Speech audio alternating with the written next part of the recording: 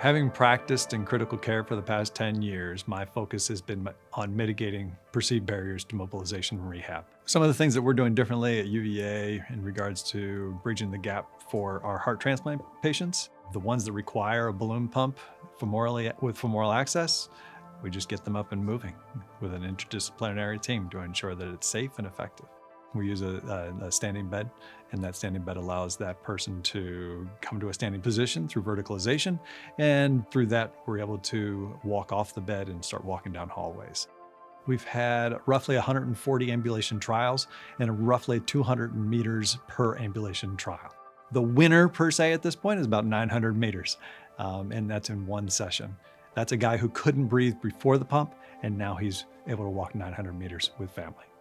When I speak to different folks about what we're doing, it's often looked at as you're crazy up until we start talking about the evidence into that. The ability to ambulate these folks who have femoral cannulas as a bridge to transplant, our length of stay has significantly gone down. Some of the anecdotal benefits that we see as a result of being able to mobilize these folks, we can get our patient up for those daily standing weights, which is certainly fantastic for the docs who are looking for appropriate fluid management. But you also see all the benefits of early mobilization being compounded as well. Better vascular tone, increased muscular strength, the ability to communicate with family and friends at eye level. I mean, these are just things that are beneficial for the care of that patient as an active participant. And certainly the ability to get out of the bed affects the emotional and psychological component of their engagement in their care.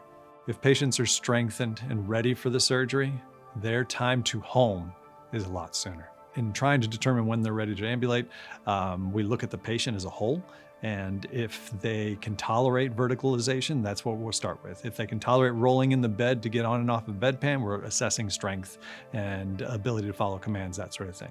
From there, we go to the verticalization piece, and if they can tolerate that hemodynamically, then we look at strength before stepping off of a standing bed, and from there, we're able to safely walk down a hallway with an interdisciplinary team. I think some of the biggest challenges we faced right off the bat was the bedside, because it's not something that's frequently done.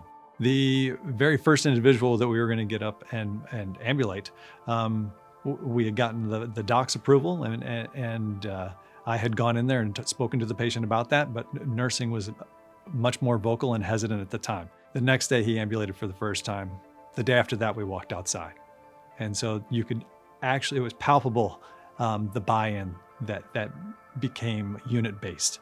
Starting a program that requires mobilization with a femorally accessed balloon pump is truly a multidisciplinary opportunity. Having bedside buy-in was exponential, and having champions at different levels in order to help promote this was certainly an opportunity for us. Being able to go back to evidence to support moving forward is something that we use as a bridge to make that happen. Some of the things that we've implemented is in our EMR and to ensure that we have consistent care across disciplines. And through that, we have clinical assessments that nursing was doing anyway. Is the patient awake and able to follow commands? Insertion site, is that stable? Is there excessive bleeding? Make sure that there's a secondary anchor intact. Measure the tubing external to the patient, and that's from the proximal hub to the distal hub.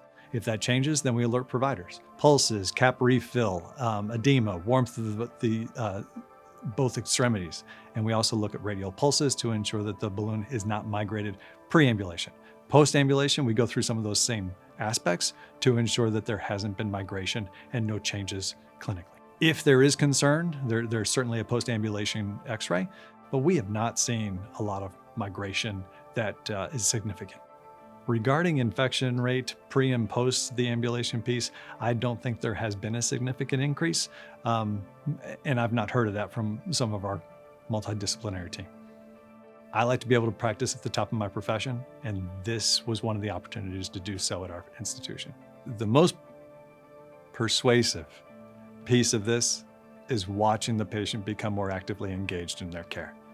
They have gone from passively participating in their care to a much more active and engaged component with family, with their caregivers, outside of the room. And so that's pretty powerful.